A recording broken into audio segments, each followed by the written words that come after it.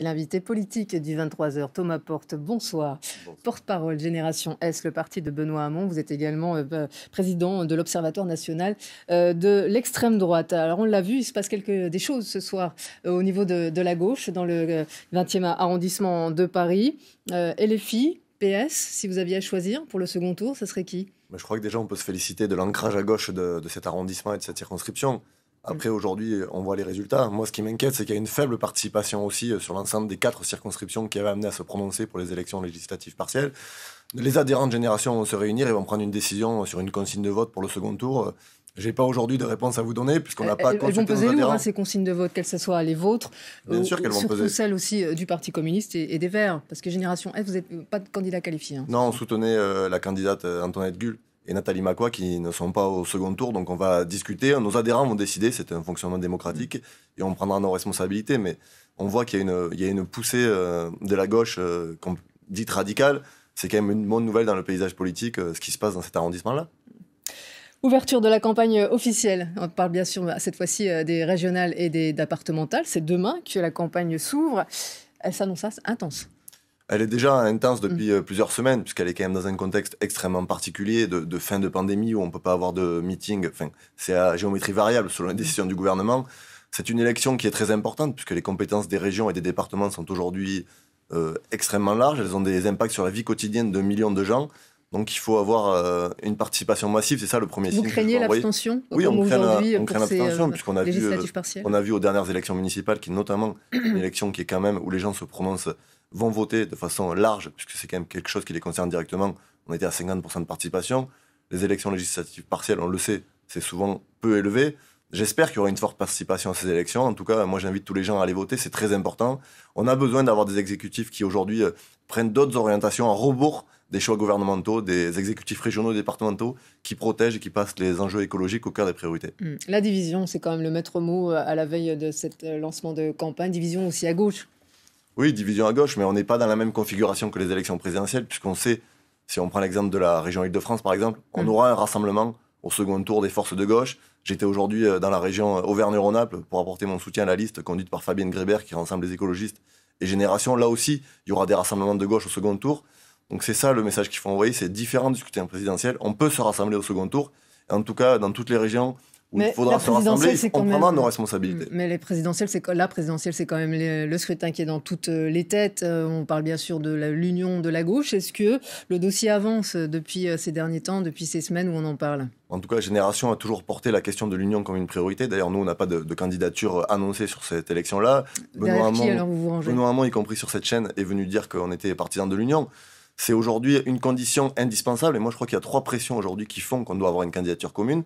La première, c'est celle des électeurs. Quand vous prenez les électeurs socialistes, insoumis, communistes, écologiques, vous pouvez prendre n'importe quel sondage, vous le tournez dans tous les sens. Il y a un desiderata d'une candidature commune. Il y a aussi aujourd'hui des associations, des syndicats qui portent des projets, des propositions et qui demandent qu'il y ait une candidature commune pour que ces propositions puissent émerger. Oui, parce que là, on a plus l'impression qu'il faut un rassemblement pour un rassemblement. Non, c'est un rassemblement de contenu. Un rassemblement pour le rassemblement, ça ne marche pas. On a aujourd'hui besoin d'un programme qui allie à la fois une radicalité écologique et des questions de justice sociale, et de créer des horizons émancipateurs. Qu'est-ce que ça veut dire, la gauche au pouvoir? Qu'est-ce que ça va changer, par exemple, dans les entreprises? Alors que l'an dernier, on a eu plus de 500 personnes décédées sur leur lieu de travail. Qu'est-ce que ça veut dire, une gauche au pouvoir sur les enjeux écologiques? Qu'est-ce qu'on va faire du code du travail? Qu'est-ce qu'on va faire du pouvoir des salariés dans l'entreprise? Est-ce qu'on va remettre les CHSCT, la sécurité, la santé? Il faut créer des horizons, donner des perspectives. On aura une chance de gagner, d'être au second tour, si on a évidemment une candidature commune, mais si on a un programme qui est ambitieux et qui est clair et qui soit de rupture avec le capitalisme qui est aujourd'hui ravageur. Vos piliers, vos engagements, mais sur quel visage? Il en faut un, de toute façon. Votre cœur balance entre qui? Entre Jean-Luc Mélenchon et les Verts? Mais aujourd'hui, moi, ce que je priorise, c'est la question du programme, même si on sait qu'il y a une incarnation politique derrière. Jean-Luc Mélenchon fait évidemment partie des discussions, il a quand même fait 19% à la dernière élection présidentielle, ce qui n'est pas rien. Les écologistes, avec Génération, sont engagés dans une primaire pour désigner un candidat. Mais cette primaire-là, elle ne va pas désigner le candidat à la présidentielle. Puisque, par exemple, des candidates comme Sandrine Rousseau ou Éric Piolle ont dit qu'après la primaire, il y aurait encore des discussions. Donc tout est sur la table. Mais je crois que l'urgence, c'est d'avoir des propositions concrètes et de donner du dynamisme sur un programme qui est ambitieux et qui donne envie de voter aux gens, parce qu'on a aussi une question des abstentionnistes qu'il faudra aller chercher si on veut être au second tour de l'élection présidentielle. Votre urgence à vous, elle est aussi de battre l'extrême droite. La gauche, elle est assez armée pour battre l'extrême droite? Je crois qu'elle est armée quand elle est claire sur ses valeurs, quand elle est claire sur ses objectifs et sur ses positions. Et malheureusement, ces dernières semaines, on a eu des éléments qui sont particulièrement inquiétants. Évidemment, on a en tête la manifestation des policiers, où on a certains partis de gauche qui se sont rendus. Génération a une position très claire de ne pas y participer. On a aujourd'hui un curseur qui se droitise de plus en plus. On a quand même aujourd'hui le vice-président des Républicains qui appelle à remettre le Conseil constitutionnel, s'il donne une importance trop importante aux droits de l'homme, à ne pas en tenir compte. Une justice sans appel. Donc il y a un véritable danger. On est quelque part dans une période, moi j'ai pas peur de le dire, qui est pré-fasciste. On a des signaux très importants d'un État autoritaire. On a une dérive liberticide. Il y a un véritable enjeu.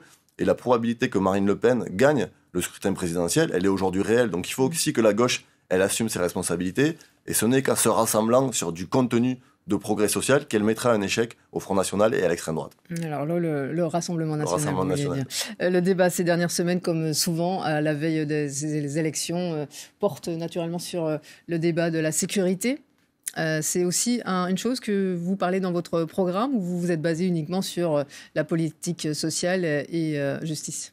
Non, mais la sécurité, elle est une compétence sur laquelle la gauche, elle s'exprime depuis très longtemps, elle est légitime. Simplement, on n'est pas pour une société sécuritaire. Et d'ailleurs, c'est pas en augmentant les peines et en durcissant l'arsenal législatif qu'on va faire diminuer les agressions, notamment de policiers.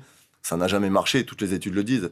Si aujourd'hui on veut avoir une... Vous visez Gérald Darmanin, là? Oui, exactement, puisqu'aujourd'hui on a quand même un ministre de l'Intérieur qui soutient des syndicats policiers qui sont des fois noyautés par l'extrême droite avec des propositions qui sont absolument honteuses. Et quand on dit qu'on veut mettre la Constitution au pas, où il faut que le problème de la police et la justice, c'est pas compatible avec une république, c'est pas compatible avec un état de droit. Il y a d'autres propositions.